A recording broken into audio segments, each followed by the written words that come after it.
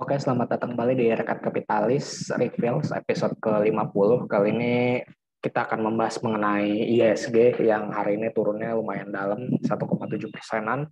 Apakah ISG sudah di ujung tanduk? Langsung aja kita ke chart dari ISG, bagaimana ISG saat ini. Oke, kalau kita lihat di sini chart dari IHSG ya. Kalau kita lihat di sini IHSG sebenarnya ada di titik supportnya di kisaran harga di 5.860-an. Di mana tadi itu penutupannya di 5.833. Jadi bisa dikatakan ini sudah berada di titik supportnya si IHSG. Kalau kita tarik garis seperti ini.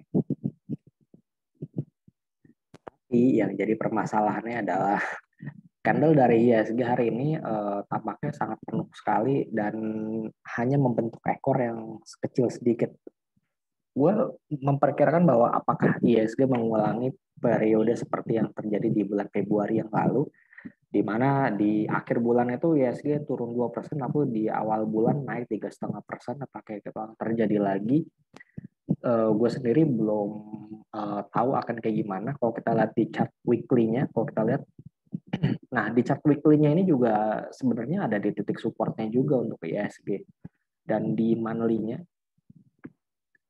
juga sama di titik supportnya juga. Jadi memang di area 5.800-an ini merupakan titik penentuan dari ISG apakah mampu bertahan di area 5.800 atau terus turun ke area 5.600 bahkan 5.400.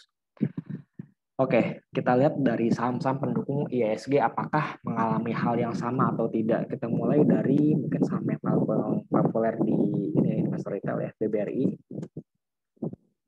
Nah, BBRI sendiri tampaknya sudah melewati supportnya di kisaran harga di 3.000 di 4.000. Sudah dikatakan bahwa si saham BRI ini sudah break supportnya di area 5.000 di area 3.900-an, dan tampaknya bisa menuju ke 3.750 sampai 3.800. Kita beralih ke saham berikutnya, saham pendukung ISG yang lainnya yakni BBCA. Nah, yang meskipun saham dari BRI sudah break support, namun yang patut di kita bisa dikatakan bersyukur atau bisa kita bilang ada mendingannya lah, itu saham BCA. BCA ini masih bertahan di area 32.500, di mana hari ini mengalami kenaikan. Andai saja saham BCA ini mengalami penurunan yang sama seperti BRI, maka ISG udah nggak ketolong lagi, mungkin turunnya udah 3% lebih. Tapi karena BCA masih bertahan di 32.500, maka ISG penurunannya masih tertahan. Thanks to BCA untuk penahan penurunan ISG hari ini. Kita lihat saham bank yang lainnya yakni BMRI ya, Bank Mandiri.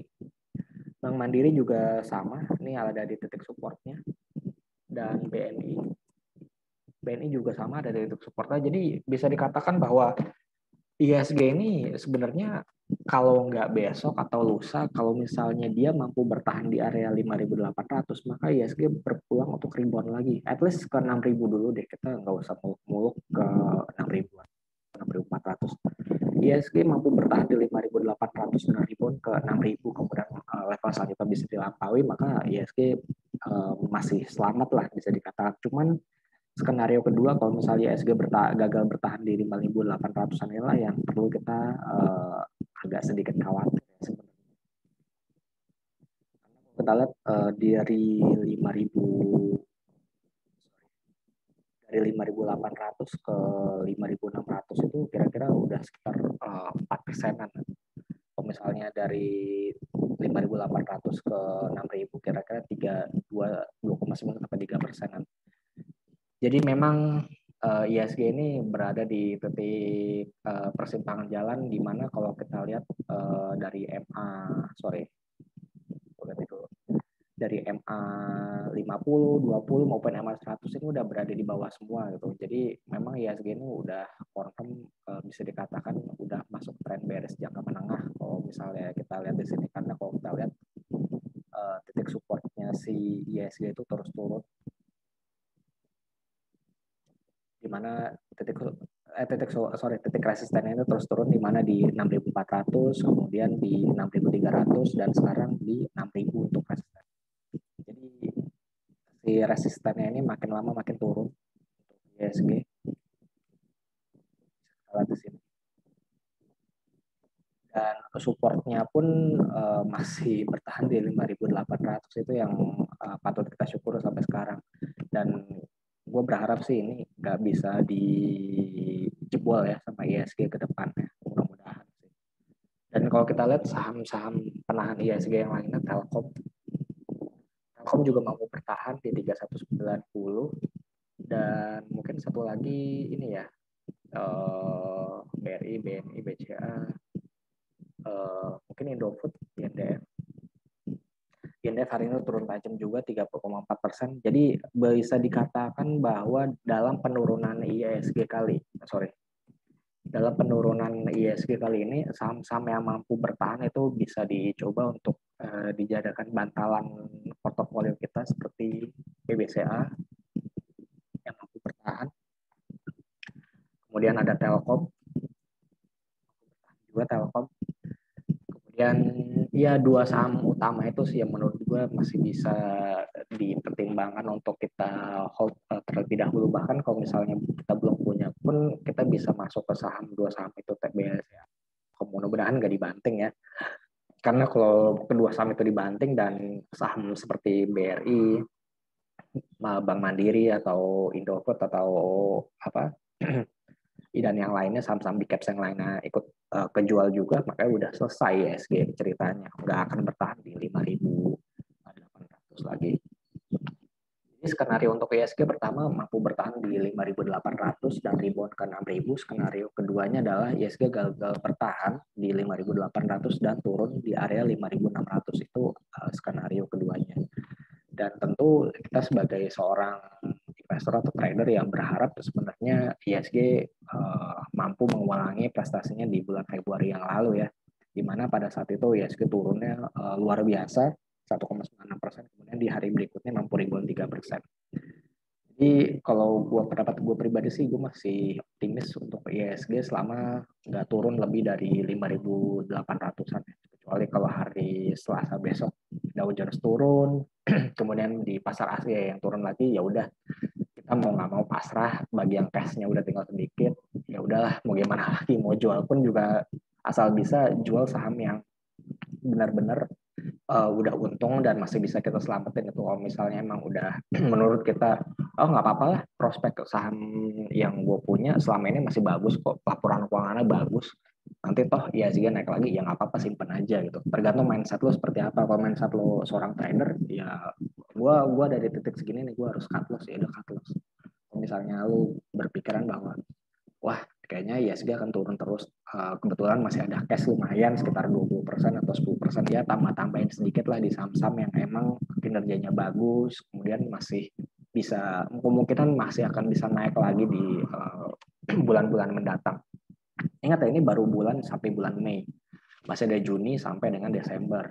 Jadi jangan terlalu jangan terlalu pesimistis berlebihan terhadap ISG, karena memang ada kesempatan dari bulan Juni sampai dengan Desember.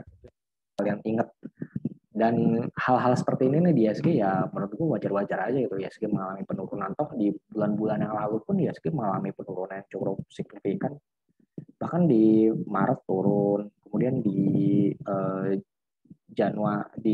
di Februari juga turun gitu, dan di minggu-minggu berikutnya pun naik lagi ISG. Jadi menurut gue it's okay lah, jangan terlalu panik, tenang aja. Kalau lu yakin saham yang lu beli itu bukan saham-saham kolesterol tinggi atau gorengan, saham yang berfundamental baik, saham yang emang berkinerja baik di kuartal pertama 2021, bahkan syukur-syukur nanti di kuartal 2 kinerja makin bagus lagi, ya nggak apa-apa, di hold aja. Kalau gue sih gitu.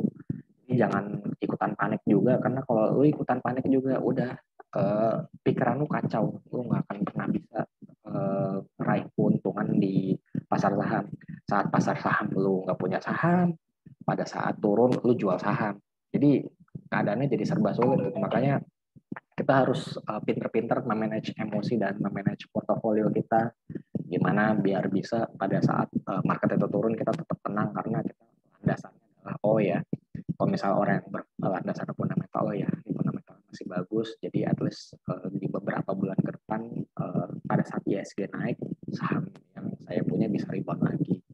Atau yang trader misalnya, wah kayaknya saya nggak yakin nih, lebih baik saya cut loss saya sebagian gitu. Misalnya cut lossnya dari 100% dia punya di saham, ya cut loss misalnya 50% atau di cut loss 70% jadi 30% lagi pada saat harga sahamnya turun lagi dan dia yakin di titik itu sahamnya akan rebound, dia masuk lagi di sana. Jadi itulah tips-tips ngadepin pasarnya kayak gini. Memang ya segini udah masa twistnya dan sekarang akhirnya dibanting juga akhirnya. Dan bagi yang belum masuk sih ya ini sebenarnya kesempatan bisa mulai masuk dari sekarang gitu. Kalau misalnya kalian belum masuk dari bulan-bulan yang lalu, cuman bagi yang udah, coba diperhatiin dulu saham-saham mana aja yang memang masih potensial bisa kalian hold dan mana saham-saham yang udah nggak bisa di hold lagi karena memang udah kayaknya udah nggak ada harapan lagi ke depannya. Mudah-mudahan tips dari gue bermanfaat untuk kalian semua. Dan satu ingat pesan gue, di saat pasar seperti ini jangan panik karena di tahun lalu masih ada kejadian yang lebih buruk lagi di bulan Maret dan itu mudah-mudahan tidak terjadi lagi saat ini. Gue Farhan pamit undur dulu. Kita akan berjumpa kembali di episode berikutnya. Jangan lupa untuk like dan subscribe akun YouTube dari Rekat Kapitalis. Jangan lupa untuk disclaimer dari gue sendiri bahwa segala rekomendasi dan analisis yang dilakukan oleh Rekat Kapitalis maupun gue melalui YouTube dan podcast hanyalah opini pribadi. Kami tidak bertanggung jawab atas keuntungan dan kerugian yang Anda alami dari aktivitas investasi yang Anda lakukan. Oke, kita akan berjumpa kembali di episode berikutnya. Bye-bye.